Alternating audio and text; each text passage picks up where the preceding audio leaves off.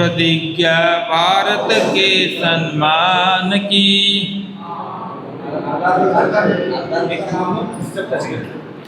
आओ मिलकर करे प्रतिज्ञा भारत के सम्मान की। फिर से वैभव हो दुनिया में, जय हो हिंदुस्तान की। हम भारत के भारत अपना,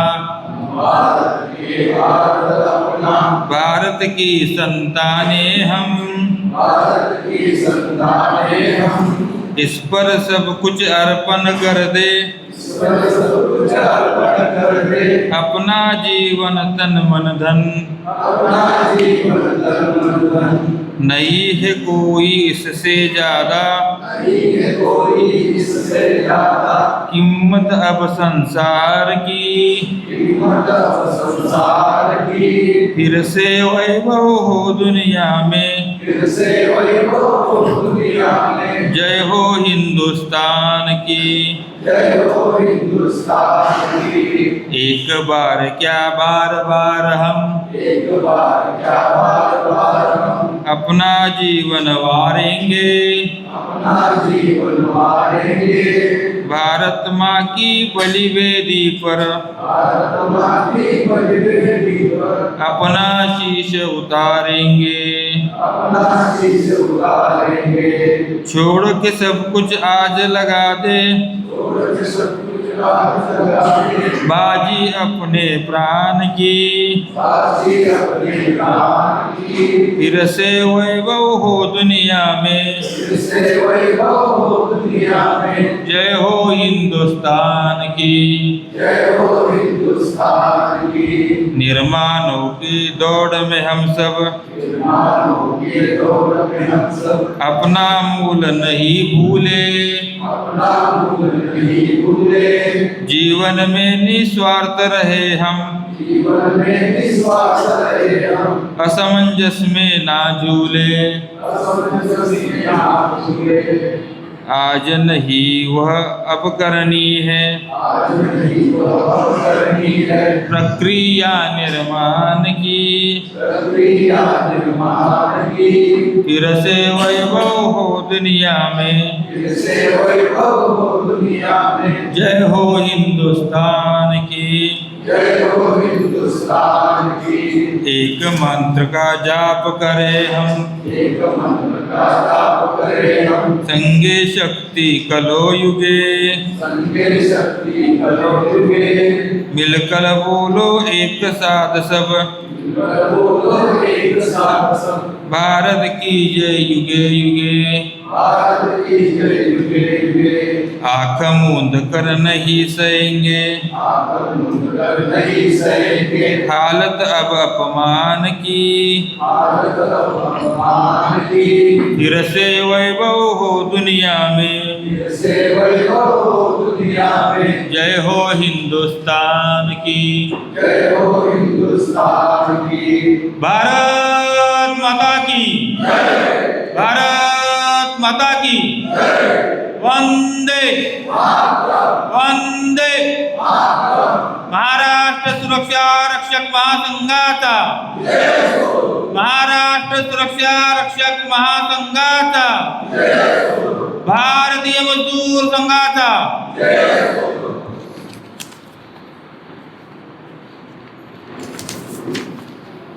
पुढील विषय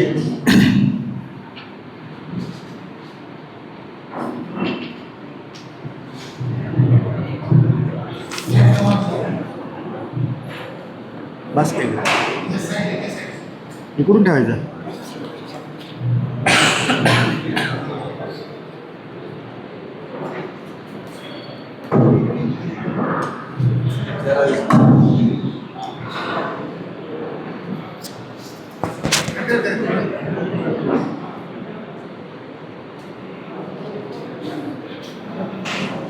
तो महाराष्ट्र सुरक्षा रक्षक संघाचं पहिलं अधिवेशन पन्हाळगडावरती झालं होतं, कोल्हापूर या ठिकाणी. त्यानंतर आता या 2026पर्यंत आपण मागील 3 वर्षामध्ये काय कामकाज केलं, काय केलं, याचा जो अहवाल आहे, या अहवाल वाचन करण्यासाठी मी महामंत्री ॲडव्होकेट विशालजी मोदी यांना विनंती करतो, आपण हा अहवाल या अधिवेशनामध्ये ठेवावा.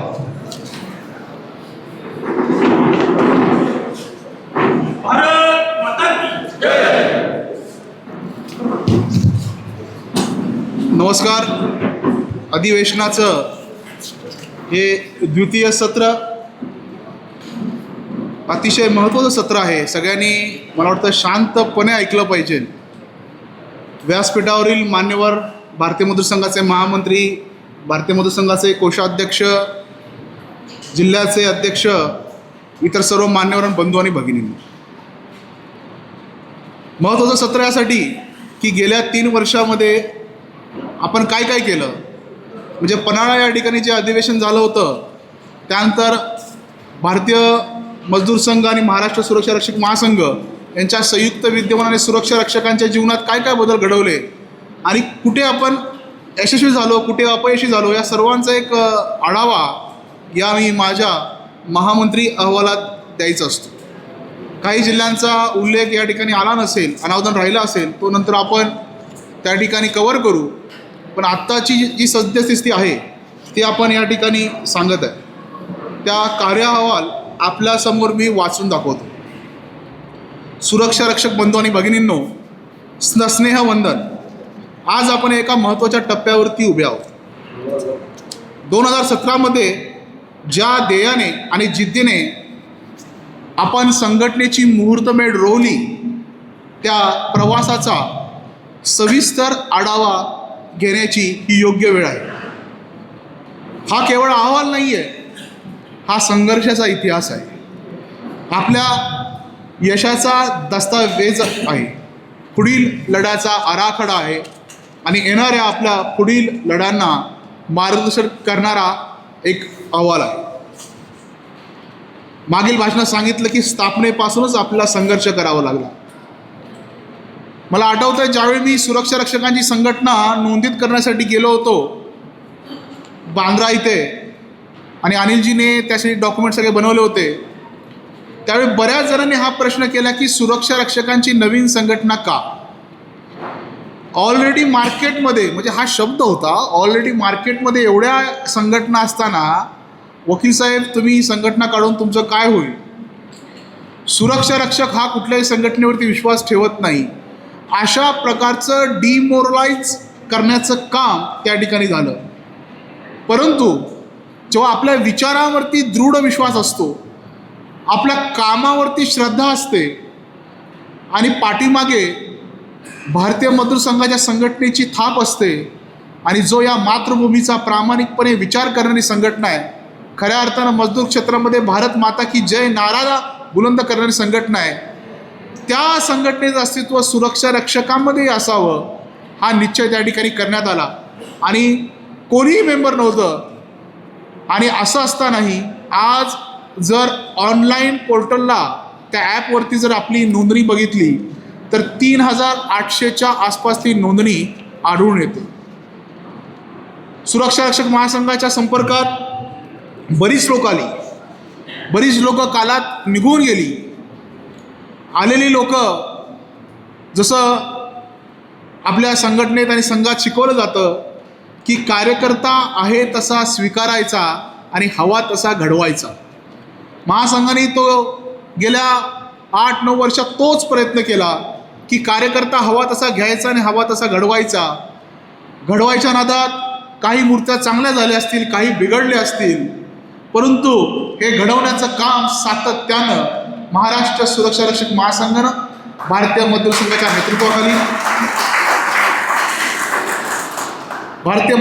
नेतृत्वाखाली प्रामाणिकपणे केलेलं आहे.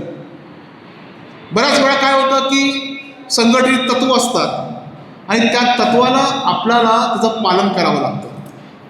म्हणजे या संघटनेला एवढी वर्ष झाली आणि ही संघटना टिकून आहे.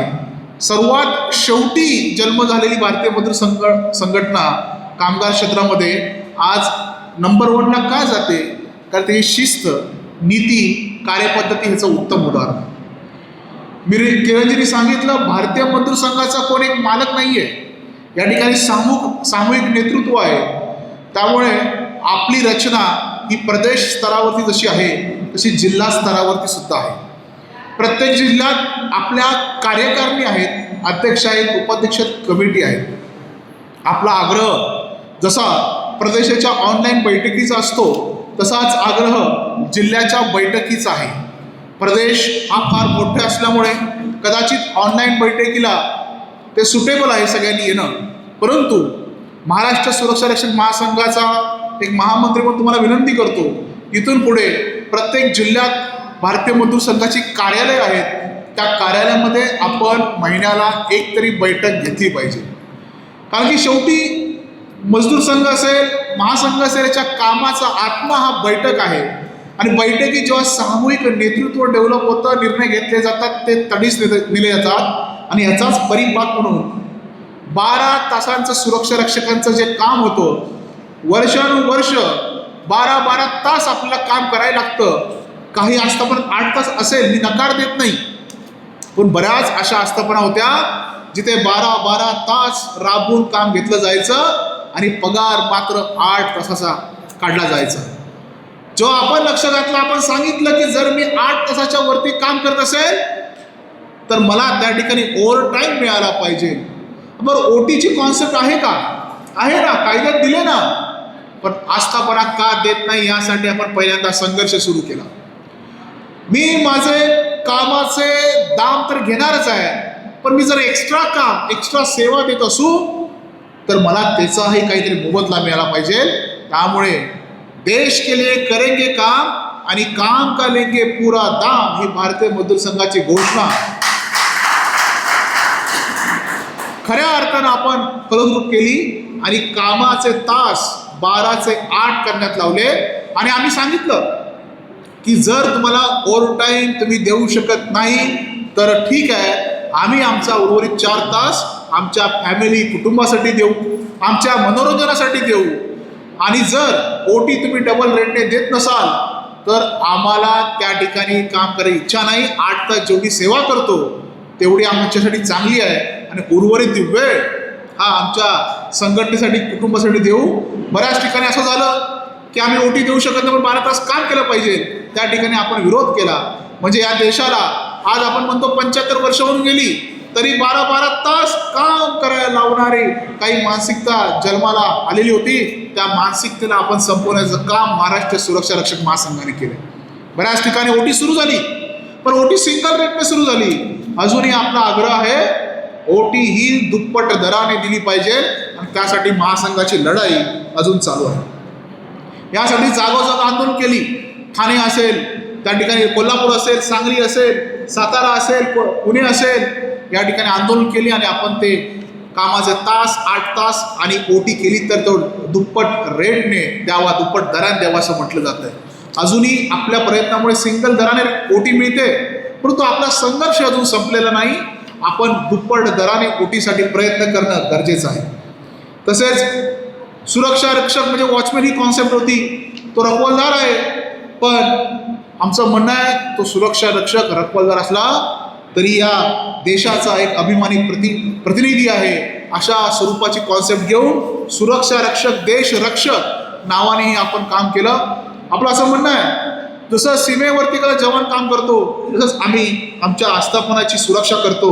त्यामुळे आमचा 1981चा जो कायदा आहे त्या कायद्यातल्या पूर्णपणे तरतुदी लागू करण्यासाठी आपण आतोनात प्रयत्न केले असतील. लक्षात येते का, जो इन्शुरन्स विमा काढला आपण कोरोनामध्ये, मला आठवत आहे की धुमाळ म्हणून कार्यकर्ते होते, त्यांच्या मृत्यूनंतर आपण त्यांना 30 लाख रुपये सुरक्षा रक्षकांच्या खात्यावरती जमा केले. हे आपलं यश आहे. आजही तुम्हाला माहीत आहे की आपण वारंवार insurance deposit link, employee deposit link इन्शुरन्ससाठी पाठपुरावा करतोय, ग्रॅच्युटीच्या इन्शुरन्ससाठी पाठपुरावा करतोय, जेणेकरून माझ्या सुरक्षा रक्षक काय झालं तर 7 लाखाचं विमा कवच PFच्या खात्यातून आणि ग्रॅच्युटीच्या खात्यातून 2 ते 3 लाखाचं विमा कवच मिळेल. त्यासाठी आपला संघर्ष चालू आहे. बरं, हे आपण वेगळं काय बोलतोय का? आमचा अनिल पाटीलसारखा कार्यकर्ता वारंवार हा अभ्यास करतोय आणि हे कायद्यामध्ये दिलंय आणि ही लढाई आपण लढणार. मला वाटतं LIC कडून ह्याची तरतूद सांगली मंडळाने एकदा केली होती. ग्रॅज्युएटीवरती विमा आणि तो 2 लाखाचा विमा आपण करण्यास यशस्वी झालो. म्हणजे काय, एकाचा जर मृत्यू झाला मग तो नैसर्गिक होईल, अपघाती होईल, ग्रॅज्युएटीच्या उपदानातून त्याला 2 लाखाचा विमा त्याला मिळेल. PFच्या रकमेतून त्यांना 7 लाखाचा विमा मिळेल, जेणेकरून ते जे घर आहे त्या घरावरती आघात झालाय तो कुठे सोसण्याची एक मदत त्याला होईल. आणि हे सगळा अभ्यास या महासंघाच्या पदाधिकाऱ्यांनी अक्षरशः या विषयात वारंवार बैठका होतात. अनिल पारधी सर कार्यकर्ता आमचा बैठक घेतो, संदीप असेल, बरेच कार्यकर्ते असतील, आमचे चव्हाण साहेब असतील, या संदर्भात कायम आग्रही आहे. त्यामुळे 1881 कायद्याची प्रभावी अंमलबजावणी हे आपण मागे आपलं म्हणणं होतं आणि आताही म्हणणं आहे. जेव्हा 2002ला नवीन रूल्स आले त्या रूल्समध्ये बऱ्याच त्रुटी होत्या, त्यासाठी 2012 साली रूल्स आले होते. पण 2018 साली जे रूल्स आले होते ते अजून लागू झाले नाही. काही सुरक्षा रक्षकांच्या तरतुदी होत्या त्या 1981च्या होत्या. 1981 पासून 40-50 वर्षात त्या तरतुदी बदलल्या नव्हत्या. आपला आग्रह होता की 50 वर्ष झाल्यानंतर साधारणपणे माणूस म्हातारा होतो, पण आपला ॲक्ट का म्हातारा झाला नाही, आपला ॲक्टमध्ये चांगल्या तरतुदी पाहिजे. त्यासाठी आपला सतत शासन स्तरावरती पाठपुरवठा, कामगार मंत्र्यांशी बोलणं. मी स्वतः आपल्या महाराष्ट्र सुरक्षा रक्षक महासंघातर्फे एक PPT प्रेझेंटेशन संभाजी पाटील निलंगेकर होतं त्यांना दिलं की ज्या सुरक्षा रक्षकांना त्रास दिला जातो, ज्या सुरक्षा रक्षकांना कामावरती घेतलं जात नाही किंवा आस्थापना नाकारतात सुरक्षा रक्षक मंडळाचे सुरक्षा रक्षक, त्यांची शास्तीची रक्कम आता फक्त 500 आहे. तुम्हाला माहिती आहे, ती आपण 50,000 वरती नेण्याचा प्रयत्न केला. आपण 50,000चं प्रपोजल दिलं तेव्हा शासनाने 25,000 रुपयाची चर्चा सुरू केली. म्हणजे एखादी आस्थापना अन्याय करते, बरं त्याच्यावर दंड ठोठवायचा कसा, तर जुन्या कायद्यानुसार, पण तो दंड नवीन कायद्यानुसार, नवीन प्रणालीनुसार ठोठवायचा. कारण की ती आस्थापना काय म्हणते, दंड किती, 500 रुपये, मी भरायला तयार आहे, खटला भरला तरी 500 रुपये दंड. अशा प्रकारे शास्तीची रक्कम वाढवण्यासाठी आपण कामगार मंत्र्यांकडे आणि शासन स्तरावरती कायम पाठपुरावा केला. PFचं मी सांगितलं की PF फट्टात जावा का प्रायव्हेट डिपॉझिट व्हावा, या 2 विषयी संघर्षाचे विषय आहेत. आपल्याला माहिती आहे की आपलं एक्झम्पशन आहे PFसाठी, आपला PF हा मंडळ जमा करून घेतं, पण दोन्ही गोष्टीमध्ये फायदे आणि तोटे दोन्ही आहेत. त्याविषयी आपलं बोलणं चालू आहे. जर आम्हाला PF ऑफिससारखं जर ट्रीटमेंट मिळत असेल, PF ऑफिससारखं आणि त्यापेक्षा बेटर कंडिशन येत असतील तर PF खात्यावर जमा झाला पाहिजे. परंतु काही लोकांचं म्हणणं आहे की PF हा PF ऑफिसला जमा झाला पाहिजे. पण मला सांगा, PF ऑफिसमध्ये बर्डन फार आहे. PF ऑफिसमध्ये आपल्या एकट्याचा PF जमा होत नाही, त्या जिल्ह्याच्या सगळ्या कामगारांचा PF जमा होतो. त्यामुळे त्याच्यावरती बर्डन वाढले. मला वाटतं यातून काहीतरी महासंघाने मध्यम मार्ग काढण्याचा प्रयत्न केला. कारण की जर PF ऑफिसमध्ये PF टाकायचं असेल तर त्याला कायद्यामध्ये बदल करणं अपेक्षित आहे. जोपर्यंत कायद्यामध्ये बदल होत नाही, कायद्यामध्ये अमेंडमेंट होत नाही, तोपर्यंत तो PF ऑफिसला जमा होणार नाही आणि ते PF ऑफिसचे लाभ आपल्याला मिळणार नाही. त्यामुळे मूळ तरतूद काय आहे, बऱ्याच वेळा म्हणतात की वकील साहेब तो PF मंडळात जमा झाला पाहिजे ना, आपण प्रायव्हेटली ठेवला नाही पाहिजे. पण त्याला तरतुदी आहे, त्यासाठी भांडावं लागेल, कायद्यामध्ये बदल करावं लागेल. एक लक्षात घ्या, आपलं हे वेलफेअर बोर्ड आहे, कल्याणकारी बोर्ड आहे. लोकांना कळत नाही आहे कल्याणकारी बोर्डाची कॉन्सेप्ट म्हणजे काय. स्वतःच्या पायावरती भक्कम उभं असलेलं मंडळ. म्हणजे मी आता इथे उभा बोलतोय, 2 पायावरती उभा आहे, माझे 2 हात आहेत, मला दुसऱ्या हाताची गरज नाही किंवा पायाची गरज नाही. जर आपण शासकीय आस्थापनेचा आधार घेत असू तर त्यांनाही ठराविक रक्कम त्यांच्या सगळ्या प्रशासकीय कामासाठी द्यावी लागते, पण ती पण आपली तयारी असली पाहिजे. त्यामुळे PF मंडळात जरी द्यायचं असेल त्याचेही काही फायदे तोटे आहेत, आपल्याकडे ठेवायचेही काही फायदे तोटे आहेत. परंतु आपल्या ॲक्टमध्ये लिहिलं आहे की बेटर कंडिशन हा शब्द आहे की चांगल्या जर तुम्ही सुविधा देत असतील तर तो PF अकाउंटला प्रायव्हेटली ठेवला पाहिजे. यासाठी आमचं विचारमंथन सुरू आहे. जर सर्व सुरक्षा रक्षकांचं एकजुटीचं म्हणणं असेल तर PF मंडळात डिपॉझिट करायला काही हरकत नाही, जेणेकरून त्यांचे आपल्याला लाभ मिळतील. तसेच ग्रॅज्युएटीचा विषय असेल, मला वाटतं पहिलंच एक शेख म्हणून एक प्रकरण आपल्याकडे आलं, तिला 50,000ची ग्रॅज्युएटी दिली. त्या विषयाचा मी व्हिडिओसुद्धा आता केला होता की ग्रॅज्युएटी कॅल्क्युलेशन 240 दिवसाची होते, पण एखादा सुरक्षा रक्षक घरी बसला की त्यामध्ये गडबड होते, 240 दिवस भरत नाही आणि दुर्दैवाने त्याला ग्रॅज्युएटी मिळत नाही. मग अशामध्येही त्याची सर्व्हिसमधले 240 दिवस कन्सिडर केले पाहिजे असा आपला आग्रह आहे. त्यामुळे त्याविषयीसुद्धा ग्रॅज्युएटच्या विषयीसुद्धा आपण शासन स्तरावरती पाठपुरावा करत आहोत. गणवेशाचा विषय आहे. मला वाटतं की याबद्दल फार बोललो आहे. आपल्याला माहिती आहे कामगार मंत्री माझ्या घरी आले होते आणि तो विषय आपण व्यवस्थित मार्गी लागला. सुदैवानं कामगार मंत्री माझ्याशी गाठ पडले. आमचे सांगली जिल्ह्याचे माननीय पालकमंत्री होते सुरेशभाऊ खाडे मागच्या टर्मला. त्यांनी मला बघितलं आणि मला म्हटले की वकील साहेब तुमच्या घरी यायची इच्छा आहे. म्हटलं चला. आणि त्यावेळी घरी आले आणि प्रामुख्याने मी त्यांना खाकी वर्दीचा विषय सांगितला. आणि त्याच वेळी सुरेशभाऊ खाडेने तात्काळ हा निर्णय घेतला. ते तात्काळ मुख्यमंत्र्यांच्या OSDला माझ्या घरातूनच फोन लावला की बाबा हे असं असं खाकी वर्दीचं म्हणणं आहे आणि इलेक्शनचा चांगला इम्पॅक्ट होईल. मी म्हटलं हो स्वाभाविक आहे. जर तुम्ही सुरक्षा रक्षकांना न्याय देणार नाही, तुम्ही सुरक्षा रक्षकांची ताकद आज महाराष्ट्रात 1 ते 1.5 लाख सुरक्षा रक्षक मंडळाचे आहे. जर त्यांनी तुम्हाला मतदान केलं नाही तर तुमचं अवघड आहे.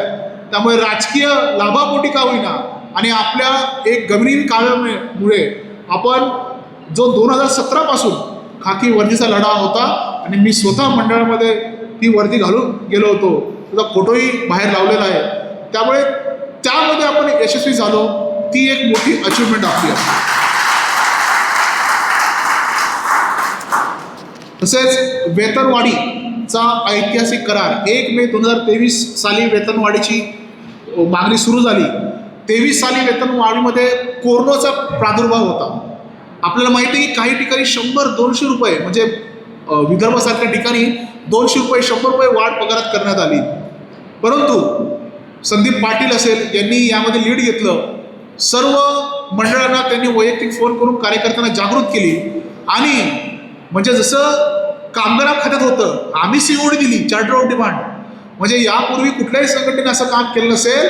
आजही आम्ही ह्याही पगारवाढीला दिली होती. मागच्या वेळी दिली की आमची ही चार्टर ऑफ डिमांड आहे. आमची मागणी आहे की आम्हाला नक्की किती पगार हवा आहे, किती सुट्ट्या हव्यात, किती CL हवी आहे, किती PL हवी आहे, किती टक्के लेवी कपात झाली पाहिजे, शिलाईचे पैसे अकाउंटला उभे जमा केले पाहिजेत. अशा प्रकारचं सर्व समावेशक प्रस्ताव जो मी जेव्हा अण्णा दुमाणे आणि अनिलजी बरोबर असायचो तर मला कळायचं की पगारवाढीच्या वेळी आपल्याला लिखित द्यावं लागतं. कामगारांचं म्हणणं की एवढं मला पगार पाहिजे म्हणणं असतं ना काहीतरी, त्याला COD म्हणतात, चार्टर ऑफ डिमांड म्हणतात. मग मला वाटलं की बाबा त्या कामगार क्षेत्रात चालतं आणि आपण काय वेगळं आहोत का. मग आम्ही सांगितलं की नाही, जरी शासन ठरवत असेल तर शासनाला कळलं पाहिजे की नक्की माझ्या सुरक्षा रक्षकाला काय पाहिजे. नाहीतर काय होतं, मंडळ एकटा अध्यक्ष एकटा अधिकारी त्याला हुक्की आली तो म्हणायचा ठीक आहे 200 वाढवा, तो म्हणाय 500 वाढवा. आता असं होत नाही. आपण सगळ्या मंडळामध्ये आपली डिमांड देतो, मागणी देतो. त्या मागणीवरती चर्चा होते की आम्हाला एवढं का होतं. ह्याचाच परिपाक म्हणून ज्या ठिकाणी अशा स्वरूपाची मागणी झाली नाही, डिमांड झाली नाही, ज्या ठिकाणी कार्यकर्ते शांत बसले, ज्या ठिकाणी सुरक्षा रक्षक म्हटले जाऊ देल ना ते मोहिते साहेब सुरक्षा रक्षक महासंघ BMS काय करायचं करेल, त्या ठिकाणची पगारवाढ अगदी 100-200 रुपये झाली. कोरोना काळानंतर सुद्धा आपण 1,500, 1,200 ते 2,000 पर्यंत पगारवाढ घेण्यात यशस्वी ठरलो. म्हणजे कोरोना महामारीचं संकट असतानाही जर संघटनेची इच्छाशक्ती असेल आणि आपण सगळे संघटित असो तर कशा प्रकारे उत्तम पगारवाढ मिळू शकते याचं उत्तम उदाहरण म्हणजे 2023ला घालून आलं. आरोग्य विभागाचा विषय होता. एक सुरक्षा रक्षक कपात केली होती प्राथमिक आरोग्य केंद्रामध्ये, त्याचा वारंवार पाठपुरावा केला.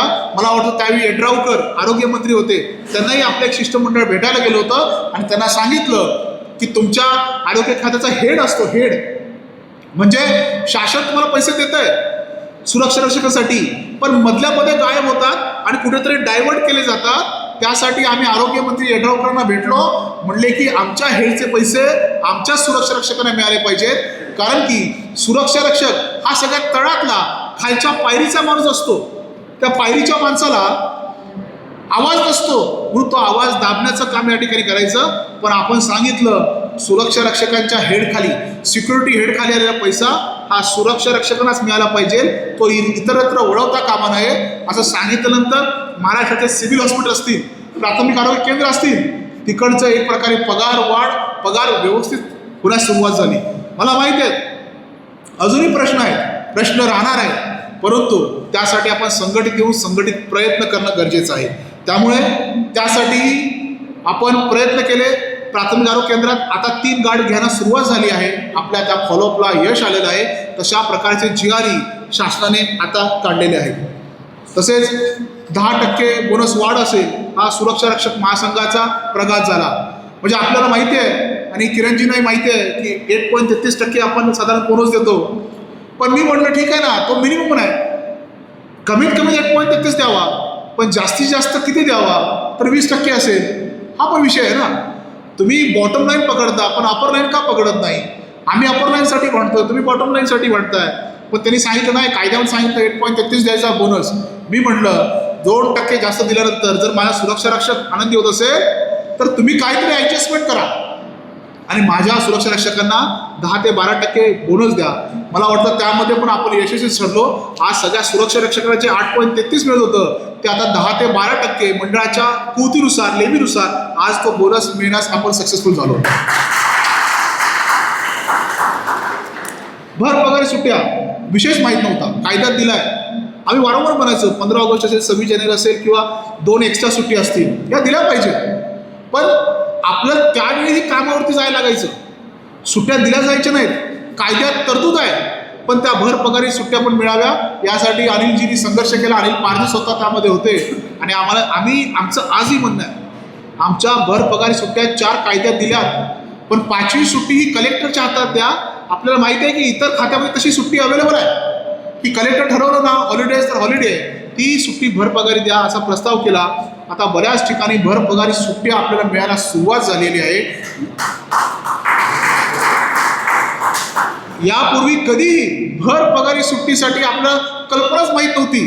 त्यामुळे महासंघाने वारंवार सांगितलंय की आपला कायदा आपण वाचला पाहिजे, जो ॲक्टने काय म्हटलंय ते बघितलं पाहिजे. त्यासाठी आपण वारंवार अभ्यास मंडळासारखं ऑनलाईन असेल किंवा आपण सज्जन गडावरती अभ्यास वर्गही त्यासाठी घेतला होता आणि त्या अभ्यास वर्गामध्ये आपण 1981चं पुस्तक त्या ठिकाणी दाखवलं होतं आणि ते पुस्तक ज्यांना पाहिजे त्यांनी पुण्यातून मागवू शकतात अनिल पारधीला संपर्क करून. अशा प्रकारे त्या ठिकाणी 10-20 पुस्तकं आणली होती आम्ही कायद्याची, जी मराठी भाषेत आहेत. म्हणजे बऱ्याच वेळा कायदा इंग्लिश भाषेचा असतो आणि इंग्लिश आपल्याला थोडंसं किचकट जातं. मग आपण काय केलं, मराठी भाषेतलं ते पुस्तक आणलं, ते सुरक्षा रक्षकांना वाचायला लावलं आणि मला वाटतंय की त्या अभ्यास वर्गात बऱ्याच सुरक्षा रक्षकांना आपल्या तरतुदीबद्दल क्लिअरिटी आली. त्यामुळे सज्जनगडचा अभ्यास वर्ग हे आमच्या या गेल्या 3 वर्षाचं एक लँडमार्क ठरेल. मला वाटतं तिकडं घोषणाचं सत्र झालं होतं. आम्ही घोषणाचं सत्र एका माचीवरती घेतलं होतं आणि ते संध्याकाळी ते घोषणाचं सत्र अतिशय सुंदर झालं होतं. त्यामुळे प्रशिक्षण हा महाराष्ट्र सुरक्षा रक्षक महासंघाचा कणा आहे आणि भारतीय मजूर संघाची शिकवण आहे की कार्यकर्ता हा प्रशिक्षित झाला पाहिजे. त्यासाठी अभ्यास वर्गाची तरतूद ही महाराष्ट्र सुरक्षा रक्षक महासंघामध्ये आहे. आताही हे अधिवेशन झाल्यानंतर आगामी अभ्यास वर्ग आपण अहिल्यानगर या ठिकाणी घेणार आहोत. त्यामुळे सज्जनगड येथे झालेला अभ्यास वर्ग हा सुद्धा एक जमेची बाजू मागच्या 3 वर्षाची आहे. तसेच कोल्हापूरचा एक फार मोठा विषय आपण मार्गी लावला. जे महावितरणचे लोक असतील त्यांना माहिती आहे की महापारेषणची की आपल्याला टेम्परवरी नंबर होता. किती घोटाळा झाला, काय घोटाळा झाला आपल्याला माहिती आहे. कुठली नावं ॲड झाली, कुठल्या संघटनेने आपलं उखळ पांढरं करून घेतलं, हे सगळं माहिती आहे. त्या सगळ्या जे नोटीस सुरक्षा रक्षक होते पण त्यांच्याकडे रजिस्टर नंबर नव्हता, कामावरती होते, पण देव जाणे कुणीतरी काहीतरी अफवा पसरवली की तुम्ही आता उद्यापासून कामावरती राहणार नाही. जवळजवळ 100च्या वर सुरक्षा रक्षक प्रश्नाचा रोजीरोटीचा प्रश्न उपस्थित झाला. मला अभिमान वाटतो, भारतीय मजूर संघात तेव्हा प्रदेशमंत्री होतो, त्यावेळी कामगार मंत्र्यांच्या कानावरती गोष्ट घातली की कामगार मंत्री महोदय 3-3, 4-4 वर्ष हे काम करतायत. बरं, त्यांच्या डॉक्युमेंटमध्ये चुकी झाली असेल तर हा काय त्यांचा दोष नाही आहे. बरं, चुकीच्या पद्धतीने जर नोंदणी झाली असेल किंवा भरती झाली असेल तर हा भरती प्रक्रियेतला दोष आहे. आम्ही सुरक्षा रक्षकांच्या पाठी ठामपणे उभे आहोत. तुम्ही त्यांना कसल्याही परिस्थितीत परमनंट ID नंबर, त्यांचा रजिस्ट्रेशन नंबर दिला पाहिजे. वारंवार संघर्ष केला. मी कधी कोल्हापूरला गेलो, कोल्हापूरवाल्याचं एकच म्हणणं असायचं, साहेब ते जरा परमनंट नंबरचं बघा ना, आम्हाला रजिस्ट्रेशन नंबर मिळाला पाहिजे, आम्हाला रजिस्ट्रेशन नंबर मिळाला पाहिजे. आम्ही त्यासाठी वारंवार संघर्ष केला. त्या ठिकाणी जे सरकार होतं त्या सरकारने पण प्रतिसाद दिला. त्या ठिकाणी जे आयुक्त साहेब होते त्यांना आम्ही ठणकावून सांगितलं आम्हाला रजिस्ट्रेशन नंबर हवा आहे. आणि शेवटी संघटनेची ताकद भारतीय मजूर संघाची ताकद आणि आपल्या आंदोलनाची दहशत आपण सर्व सुरक्षा रक्षकांना तो परमनंट रजिस्ट्रेशन नंबर मिळवण्यास सक्सेसफुल झालो. हे यश संघटनेच आहे.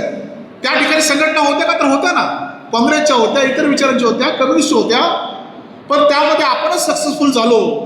कारण की आपण सुरक्षा रक्षकांना जसं कायम भारतीय मजूर संघाच्या पदाधिकाऱ्यांच्या नेत्यांच्या एक बोलण्यात येतं की भारतीय मजूर संघ काय करतो तर कामगारांना देव म्हणून काम करतो. तसंच आमचा प्रत्येक पदाधिकारी असेल, प्रत्येक कार्यकर्ता असेल, तो सुरक्षा रक्षकांना देव म्हणून काम करणं कार्यकर्ता आहे. म्हणून आम्ही पहिल्यांदा सांगितलं ह्याच्या सुरक्षा रक्षक म्हणजे आमचा देव असेल तर त्या देवाच्या घरची चूल बंद झाली नाही पाहिजे. म्हणून कोल्हापूरचा फार मोठा लढा आपण कोल्हापूरच्या सुरक्षा रक्षकांकरवी लढण्यास यशस्वी झालो आणि खरोखरच कोल्हापूरसाठी जोरदार टाळ्या वाजल्या पाहिजे.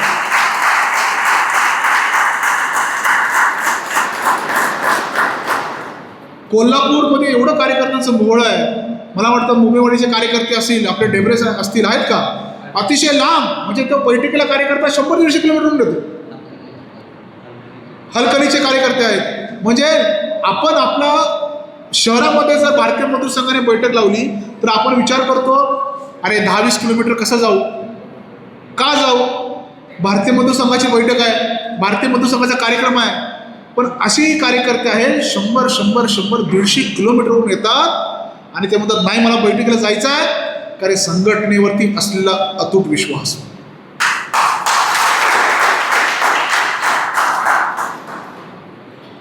बरंच केलेलं आहे, बरीच आंदोलनं झालेली आहेत.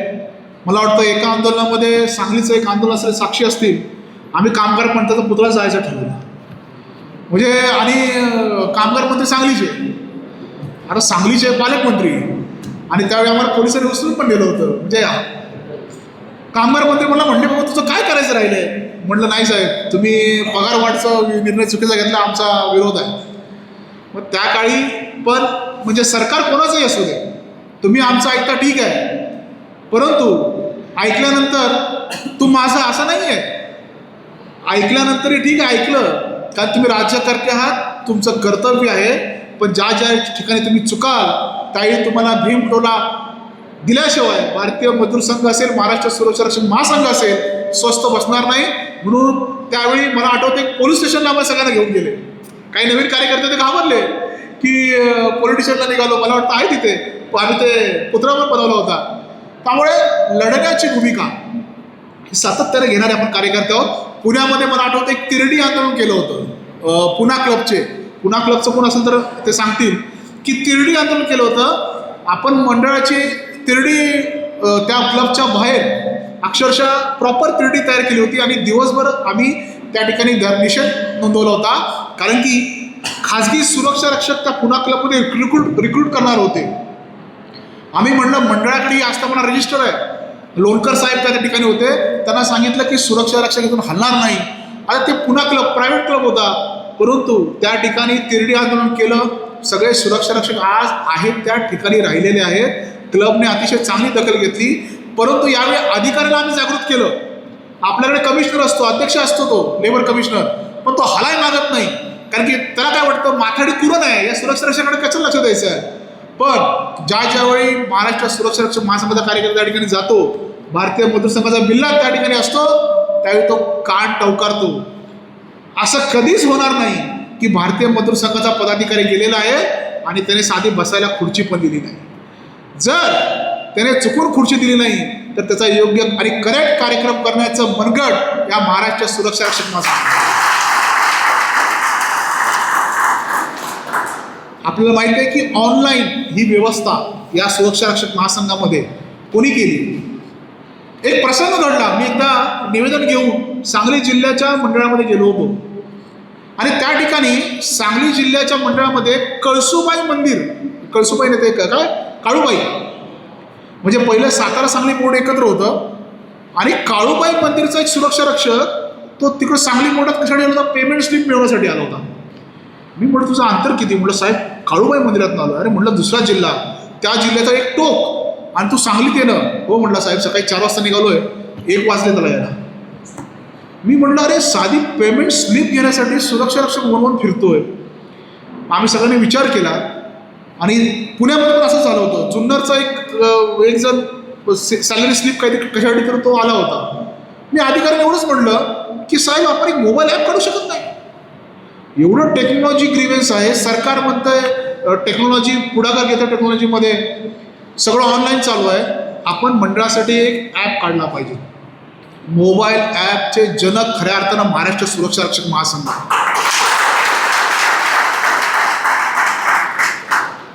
हा त्रास सुरक्षा रक्षकांचा फक्त आपल्या पदाधिकाऱ्यांना दिसतो, कारण की आपले पदाधिकारी डोळसपणे त्या कार्यालयात जातात. इतर संघटनेचे पदाधिकारी कशासाठी जातात? भरती आली का, ट्रान्सफर करायचं आहे का, भरती निघाली का, माझी एवढी पोरं भरायची आहेत, असा घोटाळा करण्यात जातात. पण सुरक्षा रक्षक महासंघाचा पदाधिकारी जाणीवेने जातो की माझ्या सुरक्षा रक्षक मंडळाचा किंवा त्या सिक्युरिटी गार्डचा बोर्डातली एका सुरक्षा रक्षकाचा त्रास मला कमी करायचा आहे. आणि ह्या भावनेतून मोबाईल ॲपचा एक उगम झाला.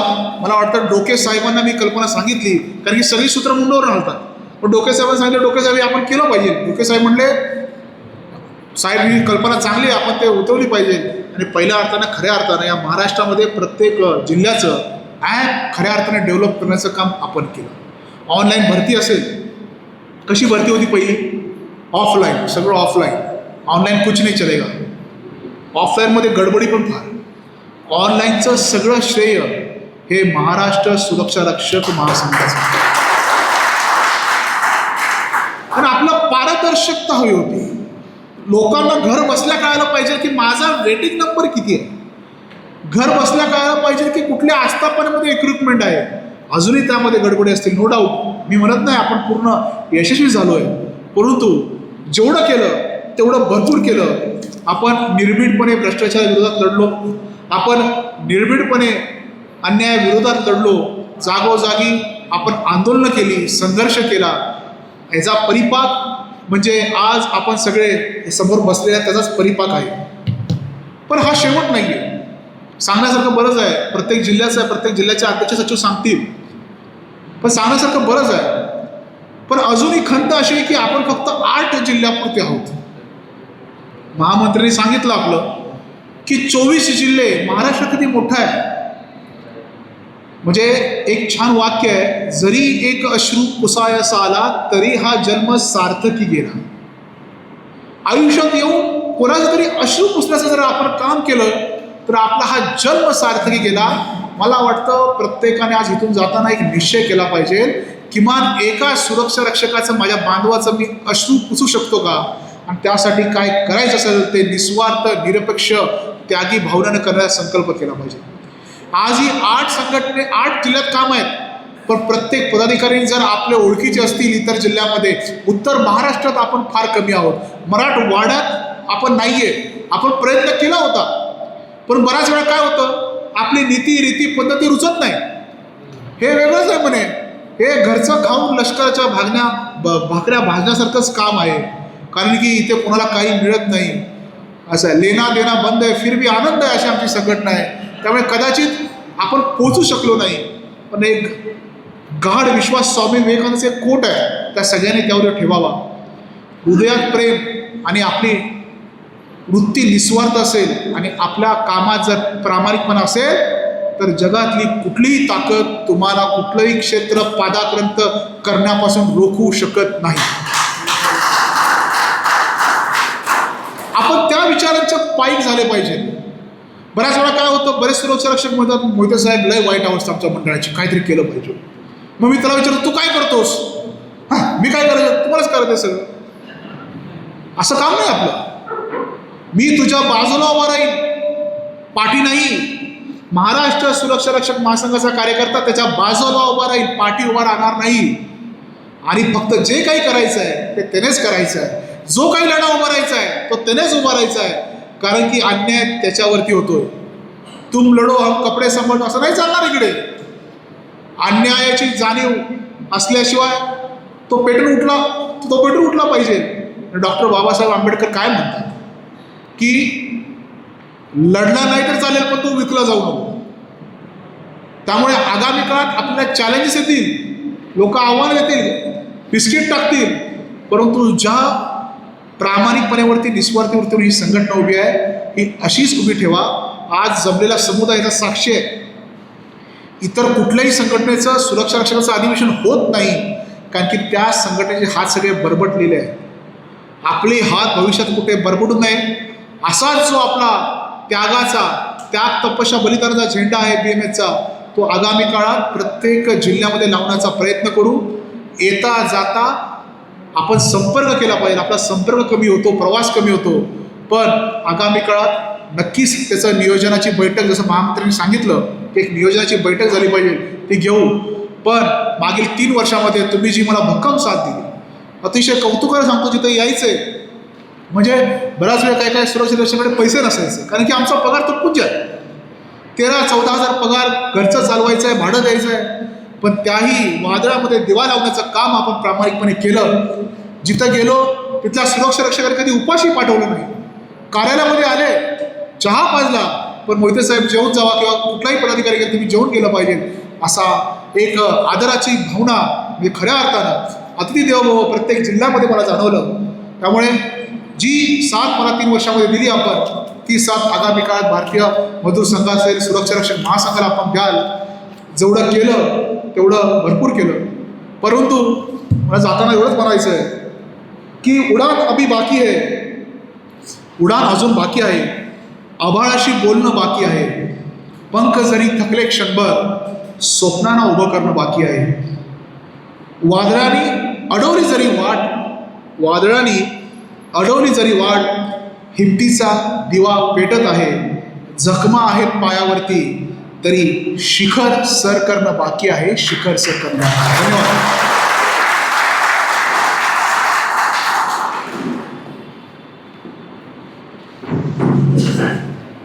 यानंतर मी श्री राजकुमार पाटील विनंती करतो का आपण